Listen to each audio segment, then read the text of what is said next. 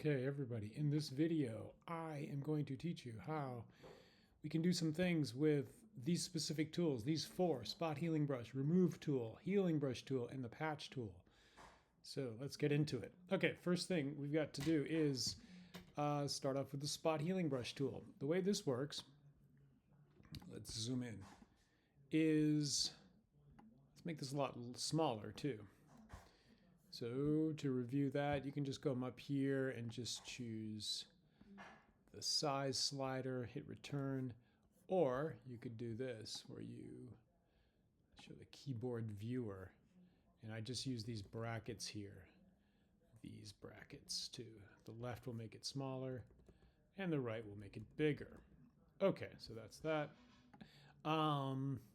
So the way this tool works is it will essentially remove, all of these are really good for removing items, okay? And they work in slightly different ways. So let's say you wanted to, I did this in class, I believe, but let's say we wanted to, sounds kind of strange. Let me see if I can find something. Yeah, let's try this. Let's say we wanted to remove this eagle from his jacket here. So you just cover the entire image like I'm doing, and we're going to see what it does. And something like that. Okay, so you just paint over this and you let it calculate. It did a pretty good job. It did replace it with this. That's the original, so it wasn't perfect, but that just gives you an idea as to what it's doing. It is, all of these tools, I believe, are context aware, meaning that it will factor in all the pixels that are around it and try to do an average. So let's see if this one's a little better. In fact, let's just do this. Okay, here we go. Let's try it. Not perfect. You can see it's still giving us some little bits of the other, I don't know, some leftover part. I've had more success with doing something like this, where it will just, if you take a smaller section, that's okay. And then you can, I've noticed, oh, I could have done this earlier, but if you keep going over it, it will smooth it out further. So we could do this. I mean, this looks horrific, but depending on the job you want to do, you get the idea. Okay, so now this is a destructive edit because it's all done on this layer. So I could go back in time using history, and if I wanted, yes, you want to click this little box, sample all layers, right up here. Okay, make sure that's selected, and now if I chose another layer, and I don't know, I really feel determined to get this to work. Let's try it. I'm going to make the brush bigger, or I just did. Select this eagle symbol. Okay, let's see what it does. Ooh, I had a little left over. But see, what I think is we can just still keep doing this to the point where the pixels that it will have to sample generally turn it, or start turning into more and more, just in this case, this white fabric. And there you go. I mean, if you never saw this photo before, you might think, okay, it's passable. Could use some more work. But, okay, so there you have spot healing brush tool, and be aware of it. Okay, let's go back in time again. This next one is the remove tool. Now this one arguably can do the same job, but it works in a slightly different way. From my experience, what I've noticed is, watch what I mean by, oh, other size. Here we go. So if we wanted to, let's say, oh, I don't know, remove his chain, how about? We could just do like so and see what it does. That's pretty convincing. That worked pretty well. A little hint of it there, but same thing with her mouth. See what it does. Okay, so, you know, you be the judge. You might think this looked a little better. I think the mouth here looked better, and we didn't try this the first time, but but that's not really how I use it. Let me show you another picture. It's more traditionally used for things like this. So if we see this boat, you said, oh, I don't want that boat to be there. It's better for little jobs like this. You could select this boat, and then away the boat goes. The island in the distance, that sort of thing. You can get to do bizarre things, like, you know, let's say, I don't know if this is bizarre truly, but like say we didn't want these shadows here. But see, that's the bizarre part. Sometimes it will start to invent things that look a little forced. So on the topic of inventing things, let's return our friends back to their original state and check this out. We're actually going to try to apply this to the entire picture. So I'm going to make another layer because what you should know with this particular tool is, and I think these little symbols, if I'm not mistaken, these little like stars that you see here, that's telling us that some AI is involved. So you can see the little animation here. You have these three people on the surfboard, and if you press it, oh, I actually don't want to watch the video, but it just shows you can remove a character from the background.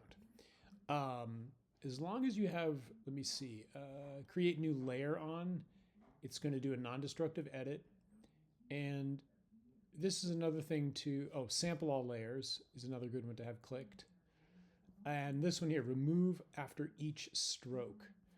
So if you don't have this on, you can do this in pieces. So for instance, I don't think this is terrible. You could just paint a little bit, because I noticed that whenever I try to do this for a bigger job, and if I try to do it all in one go, sometimes I miss some parts.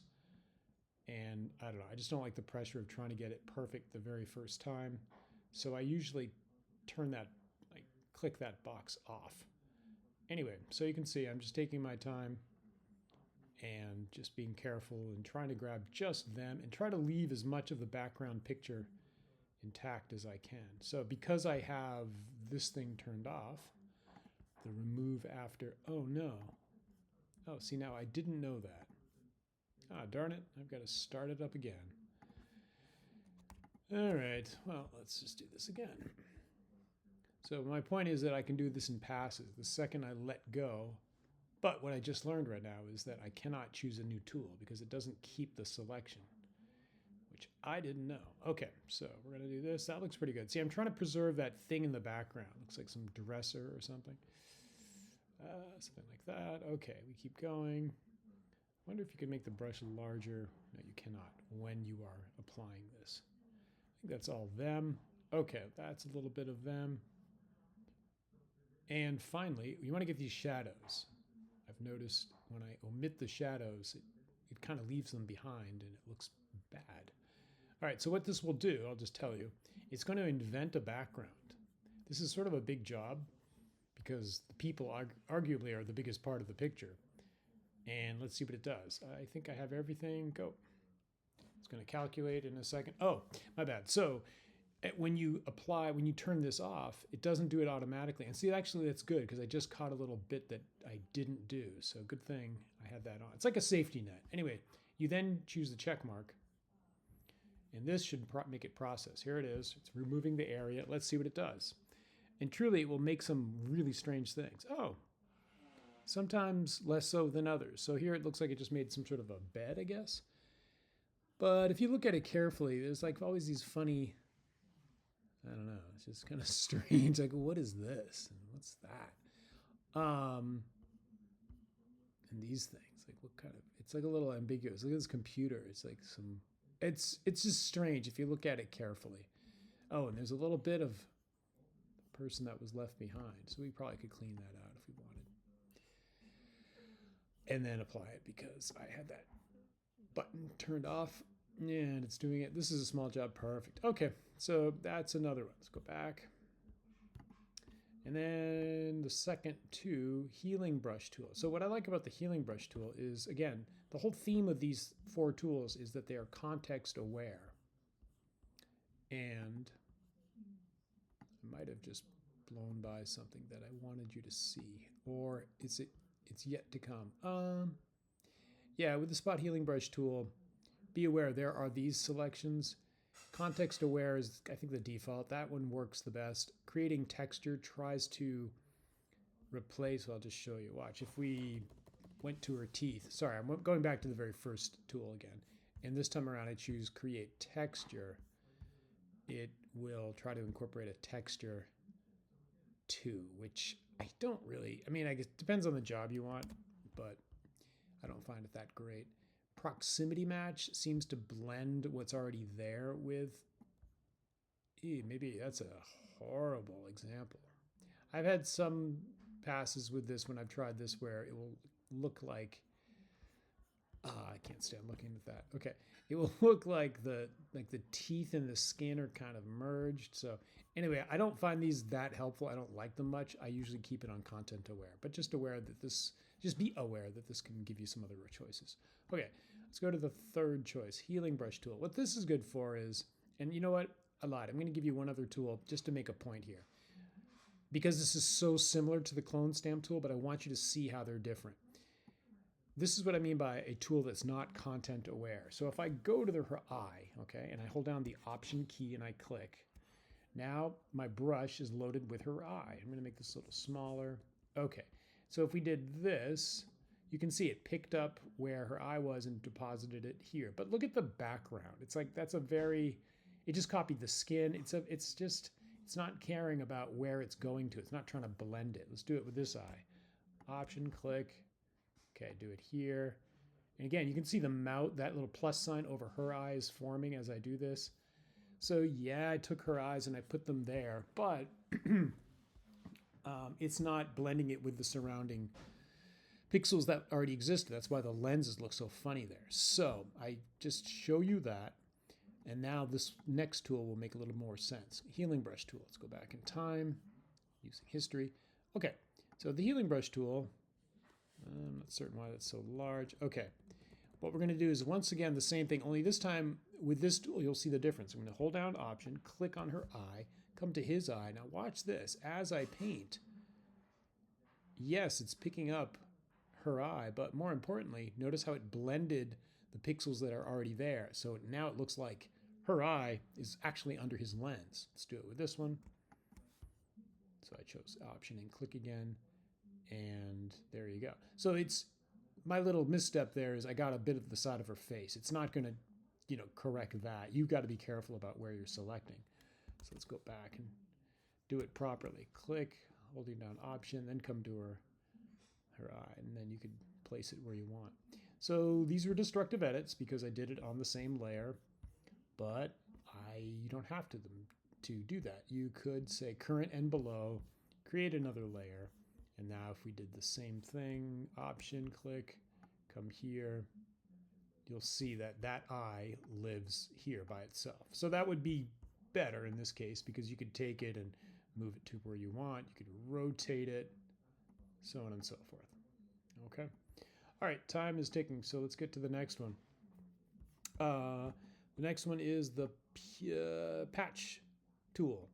So this has got two settings. There's source and destination. Let's understand the difference. So the patch tool works by you make a patch. You basically draw a section that you want to do something with. So let's say the teeth here. And then depending on what it is, so in this case it's source. So what this means is if I take this patch and I bring the patch over to, let's just her eye. That's kind of weird. Let's take his teeth. Let's do this. There we go. And then you let it go. It matches, in this case, the light and her coloring just a little bit. Okay? So again, that was with source. Let's recap.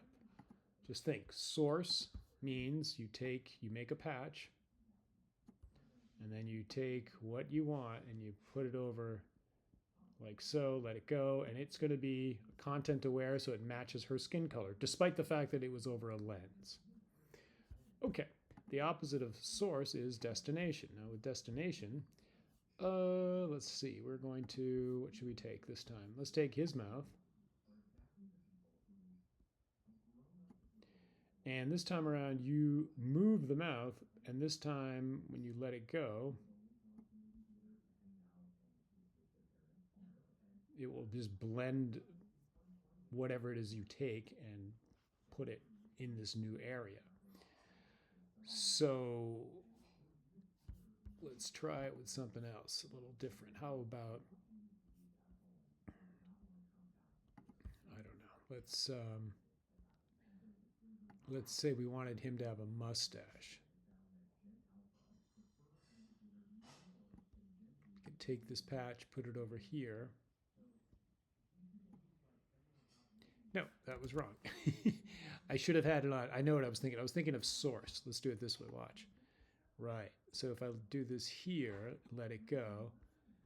Yeah, it didn't really look that great. It's trying to match it with his skin color. It's it's passable. It sort of looks like his mustache. But the more important thing is that you understand the difference between destination and source, and see how they work, how they're different.